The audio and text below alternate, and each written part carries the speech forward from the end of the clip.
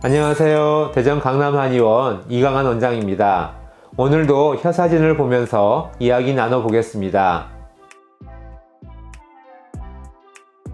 피곤할 이유가 딱히 없는데도 몸이 무겁고 나른하면서 걷기만 해도 힘들고 자도 피로가 계속되는 것이 6개월 이상 지속되면 만성 피로 증후군이라고 하는데요. 몸에서 피로를 풀어내는 시스템이 손상되었을 때 만성 피로 증후군으로 발전하기 때문에 피곤함 외에도 다양한 증상들이 같이 나타나는 경우가 많습니다.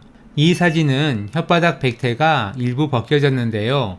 이렇게 백태가 어느 곳에 많은 반면 일부는 벗겨지는 것은 몸의 면역력이 약해진 경우에 나타나게 됩니다.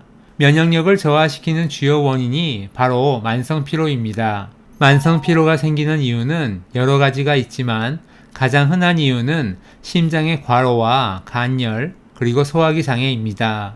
심장의 과로는 수면장애나 과도한 노동 혹은 심한 탈진 등으로 인해서 발생하게 되고, 간열은 과도한 음주나 근육의 손상, 정신적인 긴장이 너무 오래 지속되거나 분노를 오랫동안 쌓아놓았을 때 생기게 되고, 소화기 장애는 오랜 시간 동안 소화기가 약해서 음식 섭취가 제대로 되지 않거나 혹은 만성 장염 등으로 인해서 먹는 것보다 나가는 에너지가 많을 때 발생합니다.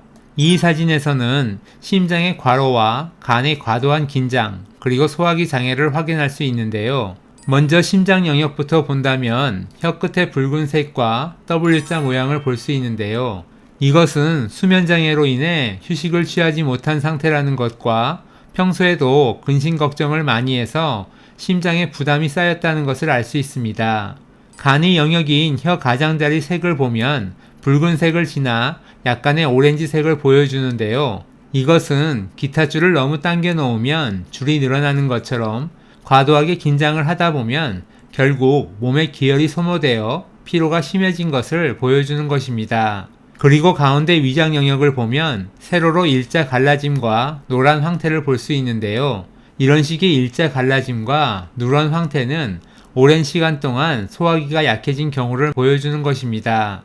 그래서 만성 피로 증후군이 있는 분들은 의욕이 없고 식욕도 별로 없으면서 허기를 자주 느끼지만 실제 음식을 먹으려고 하면 잘 먹지 못하게 되고, 힘든 일을 조금만 하면 바로 피로를 느끼면서 가슴은 답답해지면서 갈증을 느끼고, 가슴의 열감은 심한데도 찬물을 먹기 어렵고 피곤해서 자려고 하지만 잠도 잘 이루지 못하게 됩니다.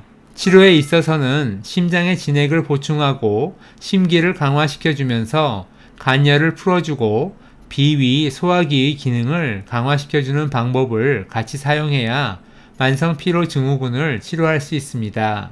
그리고 치료와 더불어서 충분한 휴식과 외부적인 스트레스 요인을 차단해 주는 것도 꼭 필요한 치료 과정 중 하나입니다.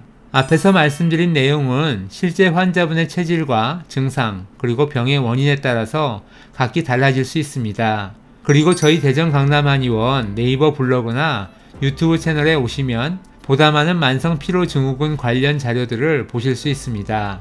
그럼 오늘도 좋은 하루 되세요. 감사합니다.